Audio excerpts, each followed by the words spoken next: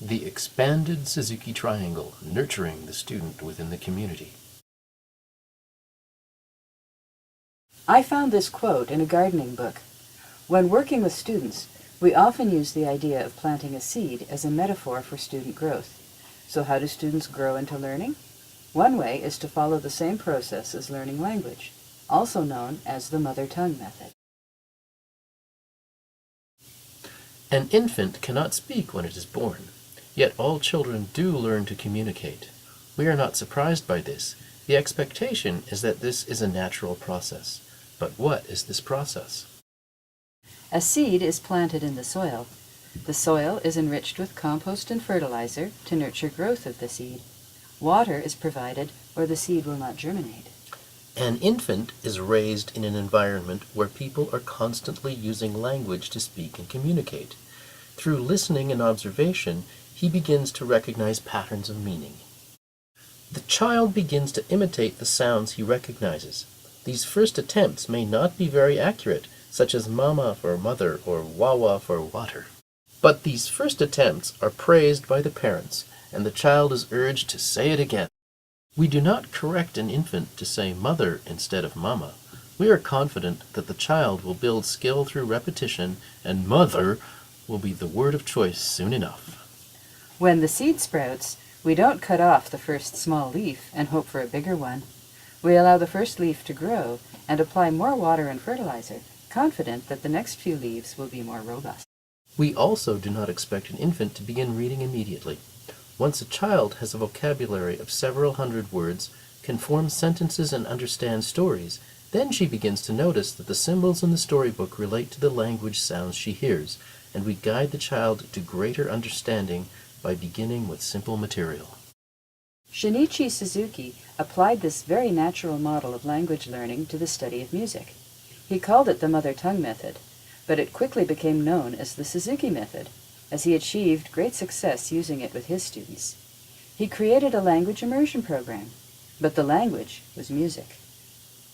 Children listened to recordings at home and observed other students and parents playing the instrument in lessons and classes.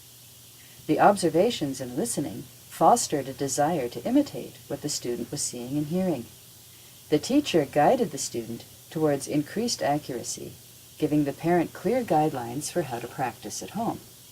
Each small success was nurtured and praised, and repetition for mastery was encouraged through games until the student began to take ownership of the process himself.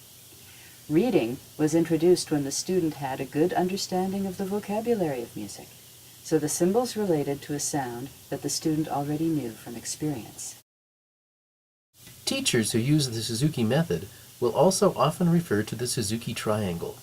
This is a model of the relationship between the three participants in this learning process: the parent, the teacher, and the child.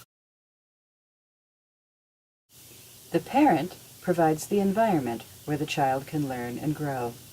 The parent plays recordings, takes the child to lessons and classes, and practices with the child at home. The teacher provides the lesson. The teacher guides the student towards increased mastery, provides a model to imitate, and also teaches the parent, so the parent can have experience to help the child. This also sets up an opportunity for the child to listen and observe his strongest role model, his own parent, demonstrate the importance of learning and practice.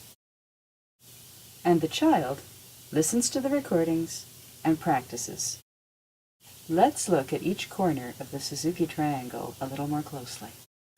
For the first years, the child will practice regularly with the parent. The eventual goal is for the child to learn how to practice effectively on their own. The teacher provides an individual lesson and a group lesson.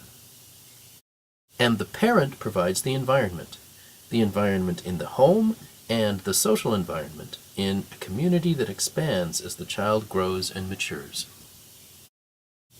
The teacher provides an individual lesson and a group lesson. The parent provides the environment at home and in the community. The group lesson is where the music that the child is learning through the mother tongue method is used as a language of communication. The group lesson is the stepping stone into the greater musical community. In the Suzuki method, if the student is part of a large program, he will have an opportunity to learn from other teachers and students in the local group classes. At the regional level, we have summer institutes, where students and teachers gather from all over the country to learn from each other. Institute's really fun. I've been going to institutes for the past 10 years, and still every time I go, it's really great. Because you get to study with other teachers from all over different places in like North America and meet other students, also from different places in North America. Internationally, the Suzuki Association of the Americas Conference brings students and teachers together from North and South America, and the International Suzuki Association Conference invites teachers and students from all over the world. The conference is amazing. I've been 3 times, and each time I've had so much fun. It's really international. I've studied with a teacher from Brazil and performed with kids from Peru in Minneapolis. Making music as a group, whether on the local, regional, or international level, in rehearsal or performance, is an opportunity to realize the deep emotional and communicative power of music.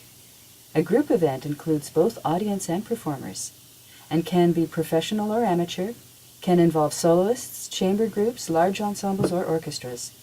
But all group events create a community, or, as in the Rilke quote we started with, circumstances favorable to the creation of beauty, and music is beautiful. So, to get back to the Suzuki Triangle, both parent and teacher work with the child individually and as part of a larger community. Just as the teacher spends considerable time and effort behind the scenes to organize group classes and performances, so does the parent spend time and effort to volunteer their support of these activities as part of developing an expanded musical environment in which the child can grow.